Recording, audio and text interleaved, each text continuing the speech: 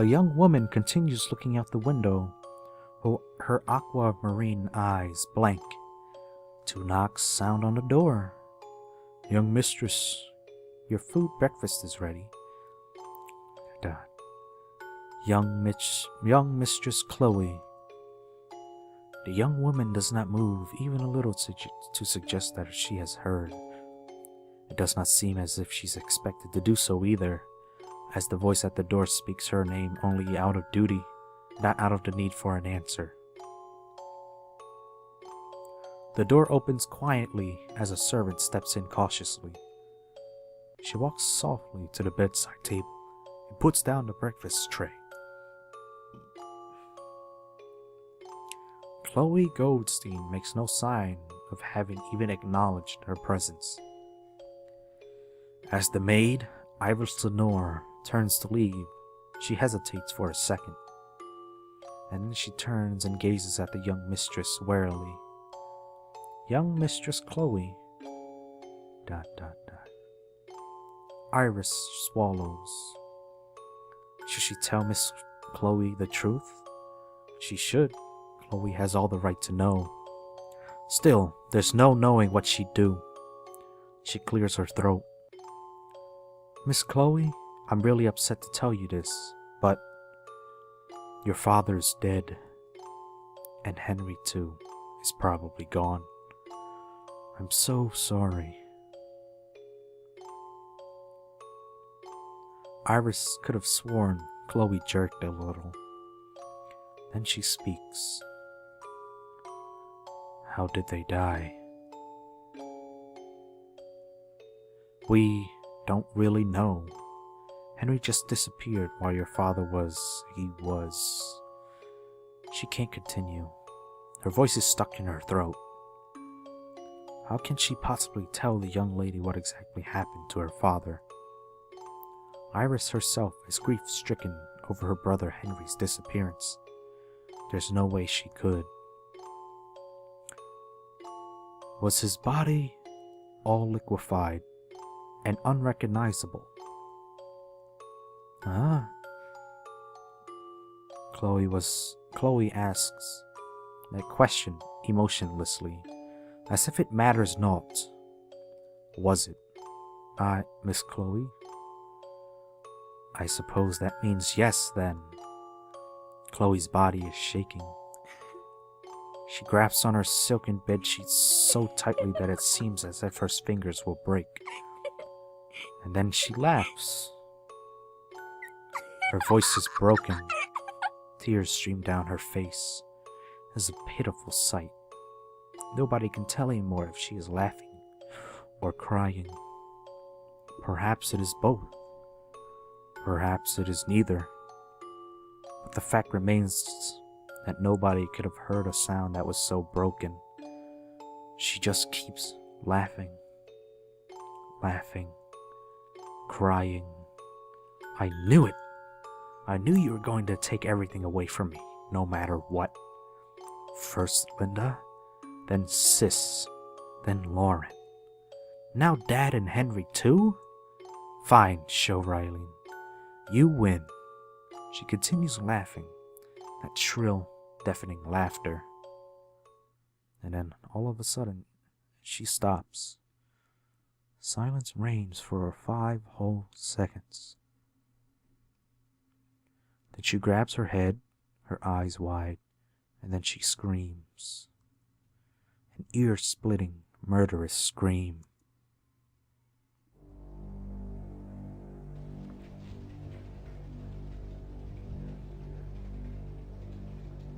Eric Faraday is in a foul mood.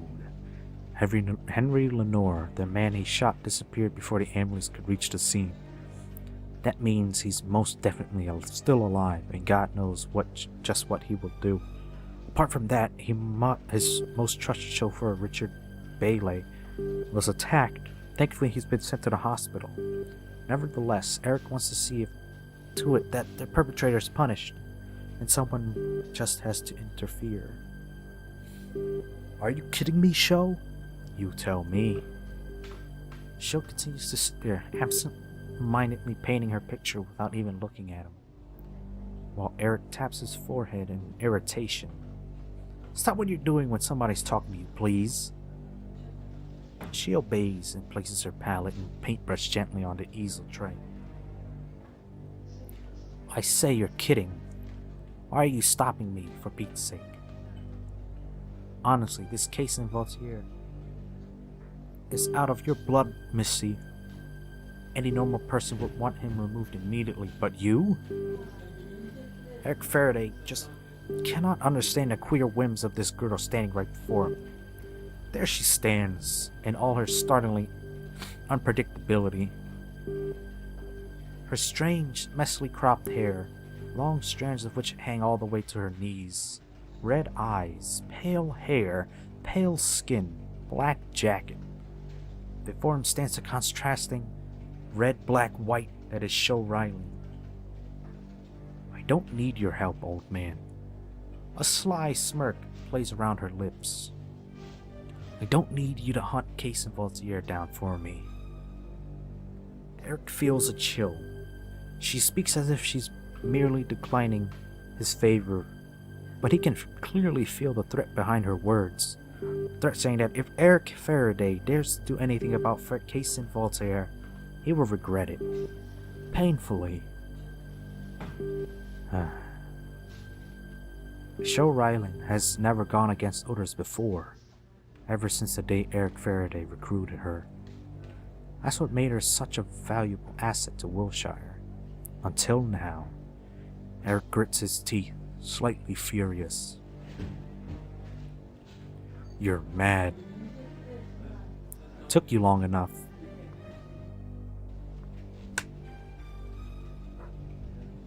I don't quite understand, young lady. I don't quite understand you either, old man. Tell me, Case and Voltaire is but one man. What can one man possibly do? That's what all evil overlords say.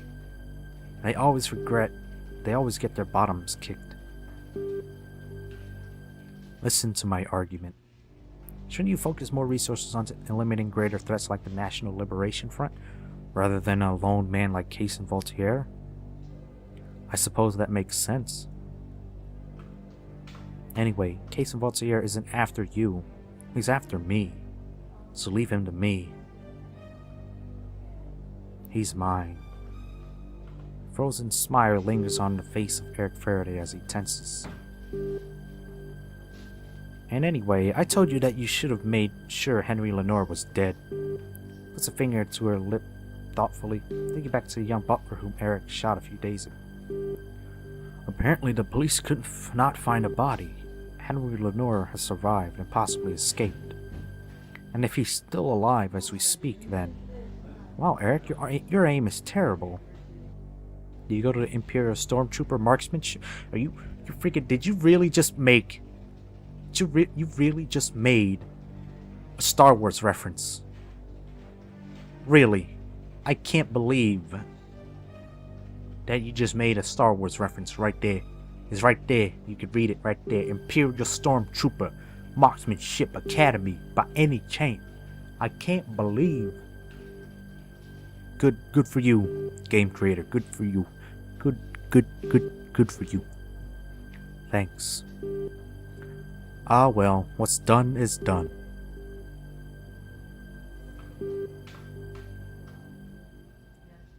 You're being way too relaxed about the whole thing, young lady. Don't you understand the situation you're in? If I get into trouble, I still have my connections to back myself up. You, however, do not have such a privilege.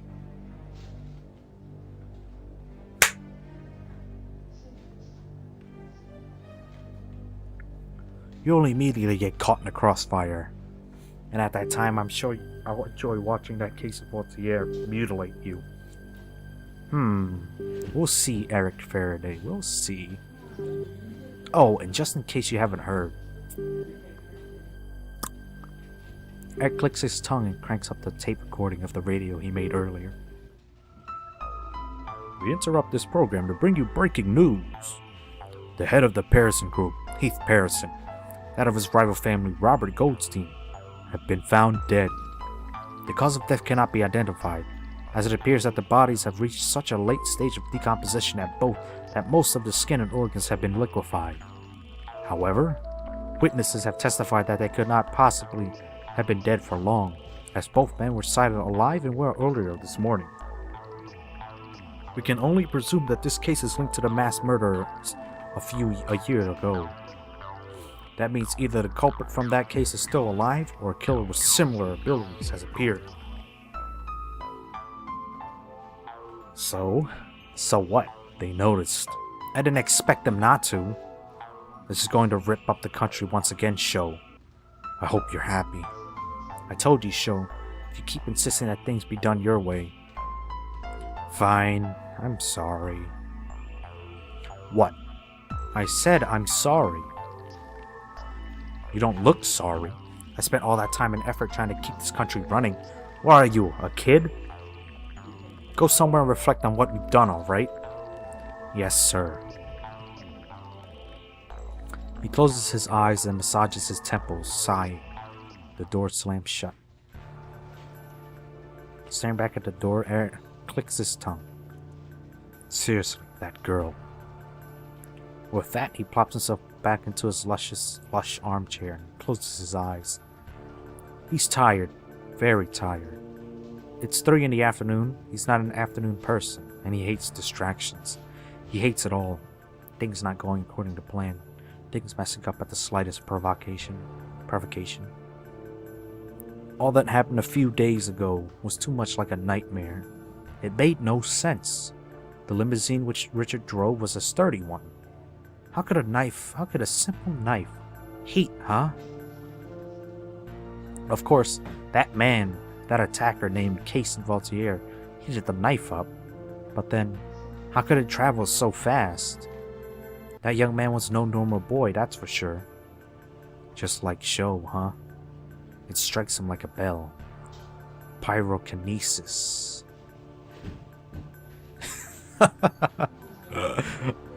Pyrokinesis. That's funny. That man was the same as Sho Riley. He too had strange abilities that nobody could understand. And his was certainly something along the lines of heat manipulation, or simply put, the ability to control fire. Sighing again, Eric groans. That makes no sense. Pyrokinesis? Runs into the room, breathing heavily. The floor he trudges on leaves a small cloud of steam. He can't help it. The fire within him is too strong. Quickly, he opens the refrigerator and takes out a glass of cold water. He doesn't drink. Instead, he quietly transfers the heat of his burning frustration into that cold water and watches as it evaporates into thin air. Much better. He always keeps a stock of cold water handy in case he sets something on fire without it. With that, he slumps onto the sofa. Now, time for business. A stack of newspaper clippings lie on the dusty couch. One glance can already tell you that they have been left there for quite a while. Kaysen walks briskly over to the couch and begins reading the headlines. The way his well-practiced eyes skim through the sheets show that this is definitely not the first time he has encountered this. He tells himself to relax, though he's sure that the Wilshire Corporation must be out for his blood. Right at this moment, they cannot openly put an ad on the paper asking for him without stating the reasons. Explaining the reason will draw suspicion from the public, so it's absolutely no reason for a corporation car to be on the streets, specifically that area on the night of the crime. Thus, doing so would practically be declaring outright that the case was a Wilshire corporate conspiracy. There's no way they would want that. It would be better, It would be a better alternative to let Kaysen Voltaire go free than to trigger even more public distrust. Kaysen himself knows that full well. 10 years ago, a couple's putrefied bodies found, yet colleagues claimed to have seen them hours ago. For a few months, the headlines were similar. Strange time-betraying phenomenon continues to occur. How did these bodies decompose so fast? Zombie apocalypse theories abound. Here the strange murder cases just stopped. Instead, people started disappearing. Casey is pretty sure that they are linked. Perhaps Cheryl Riley has gotten smarter, started to hide her traces. That continued for years. Casey can't recall any memories from that time, but he's sure it must have caused an uproar. He himself only woke up bloodied and bruised in a hospital 5 years ago. Michaela told him before that the disappearances had ended up by the time he'd have woken up, so there was no way he could have kept track of these cases. It's a shame. He pulls out the notes he'd taken from a while back based on these articles. Coming back from the storeroom with a fresh stack of papers, he begins to write. Strange murder occurrences. These strange occurrences stopped when I was around 10 years old. Not that I remember it. Then there was a series of stranger disappearances. Stopped when I was 12 to 13 years old. That was the age I was when I fell from the building and lost my memories. Michaela found me and brought me to the hospital.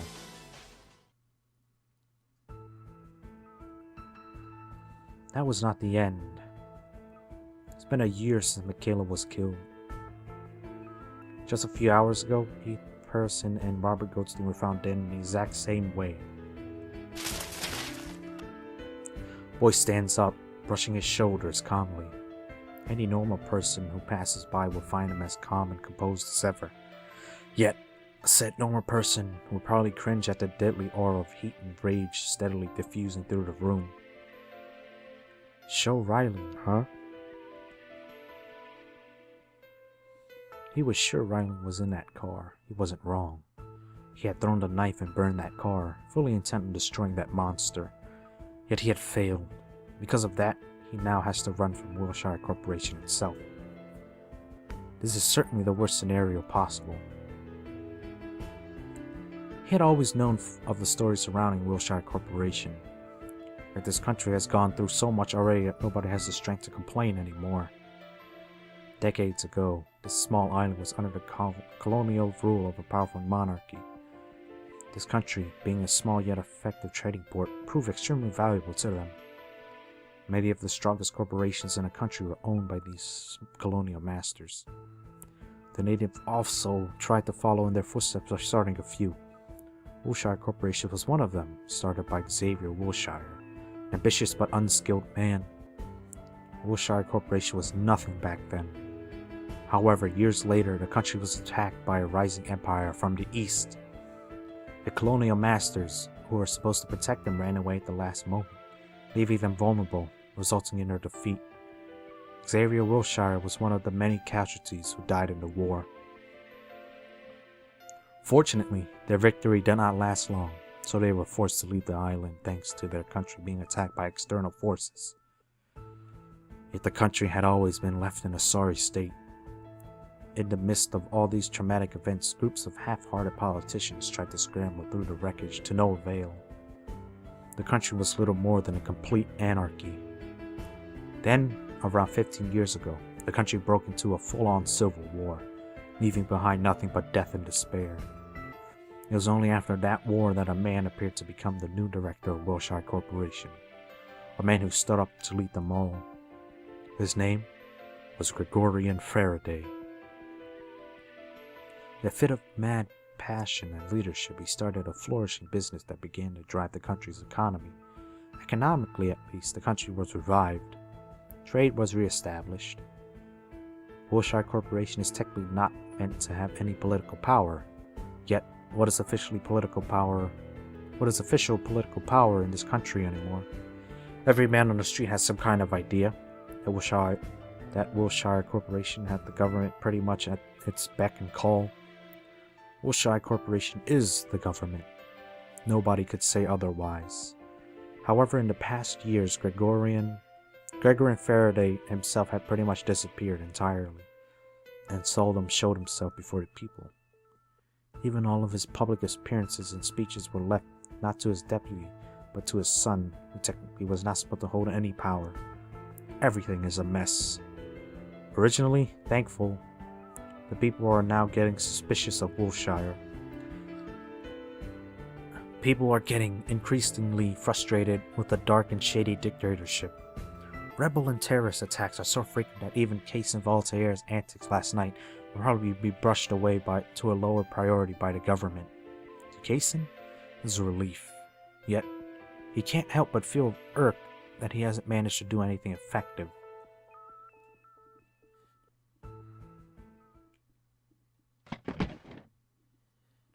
Sighing audibly, Kaysen stands up.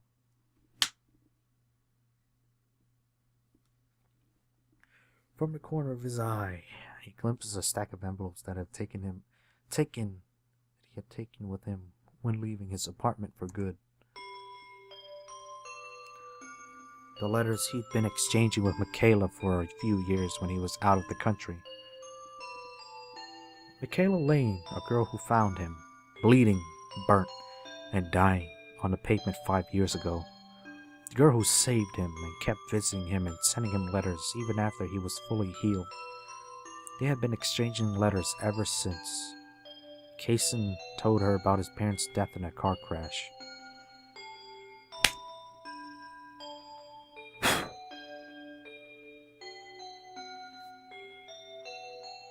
Having not gotten over his grief, and Michaela replied, telling him that she too had lost those who were special to her, her precious younger sisters, Flora and Belinda. Yet Michaela was Michaela. She was cheerful, optimistic, and kind.